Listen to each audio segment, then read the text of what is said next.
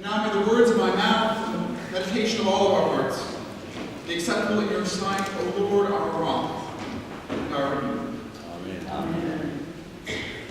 I remember some years ago seeing this religious funny, those sort of political cartoons for churches. I'll try to paint it for you as best I can. So there's this old man figure with a long white beard, kind of poofed up hair and tattered clothes. Moses.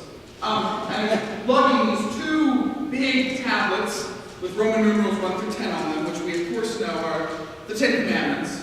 They have no words, they're Roman numerals, but it doesn't matter. Lugging these down the mountain, and at the top there's sort of some lines that look like streams of glory, right? So that must be God.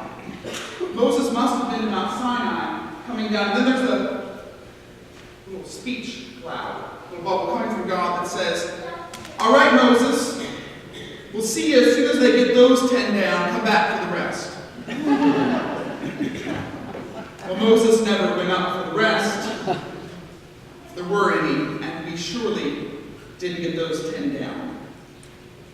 Today we read from Exodus about we read the 10 Commandments. Though it's interesting, if you try to enumerate them, they're not in Scripture enumerated, you could end up with 9 or 11, or where you put the 10 end up rather differently. We'll leave that for another time. These rules, this Decalogue, these 10 Commandments, they really are one of the key holders, definitely in the Judeo-Christian tradition, but really in our whole culture, right? We have them in artwork over courtrooms, and sometimes they're the center of political battles, whether or not they should stay there or be put there or be gone. Right and left have opinions there. They are things we teach our children. In the small catechism, actually, Luther begins right there with the 10 Commandments, learning these 10 laws. In many Calvinist churches after the Reformation, when iconoclasm had broken down all the statues and threw away the windows and ripped out the frescoes, and they said, "Oh, this is awfully bare. What do we have?"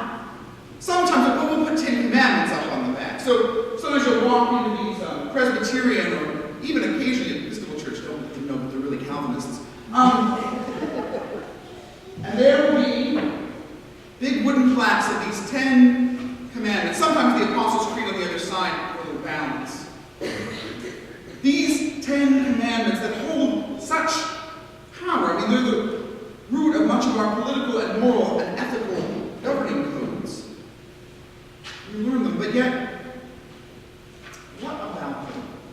Well, a bit of context. I'm sure you all know this, but in case you don't, let's remind ourselves the context of the 10 Commandments.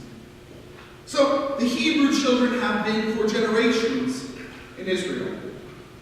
Those people who were promised the covenant through Abraham, by the time we get to Jacob, go off to Egypt, and not long after they're prosperous, they become enslaved. For generations, they've been working by the sweat of their brow and the whip at their back for the Egyptians. And now a Savior has come for them, Moses.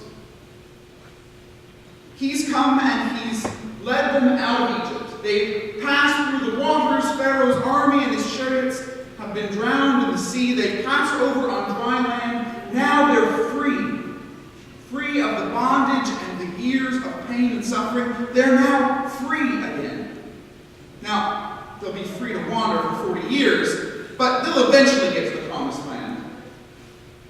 But then God shows up on Sinai to Moses and gives these new free people this new law, this new covenant, these 10 commandments.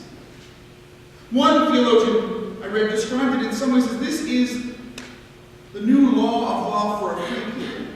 This is how free people ought to live. Sam Bickle, in the first service, mentioned me, which I think is correct, saying, well, you know, Pastor, it's more than that. It's also, this is a new law for a way for people who for so long have been oppressed, for so long have had everything taken from them, to learn how to live when things are not taken from them, nor do they have to just steal and take from one another.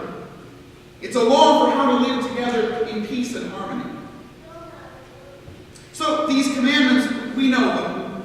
All the thou shalt nots, even if we don't remember all the bits of them. We know you shall not murder, you shall not steal, you shall not commit adultery.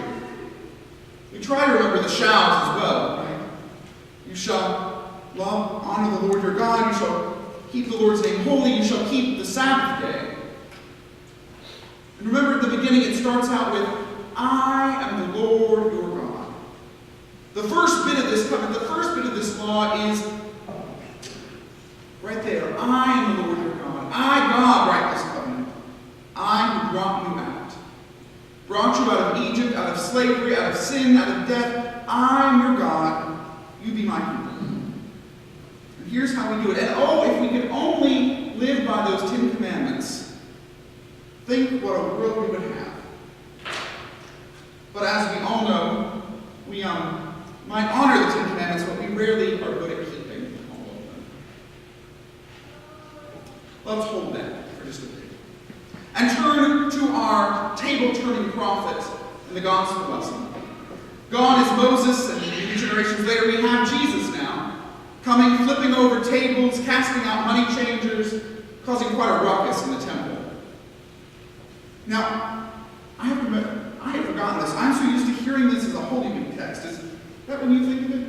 In several of the Gospels, it happens after Palm Sunday before the cross, but not in John. No, it happens right here at the very beginning.